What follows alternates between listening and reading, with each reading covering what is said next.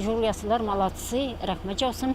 Хөкүмәткә дә, районыбызның нейіне дә Равил Кузюров бик яхшы нитә башлады әле. Мотылата башлады нурлатны. Рәхмәт жаусын. Исәнлеген бирсен Ходай тәгалә. Совет урамыннан башланган бу тыкрыкның үзгәрүенә шәһәрлеләр күптән өмет итте. Машина йөртүчеләр дә бу араны әйләнеп узу ягын карады.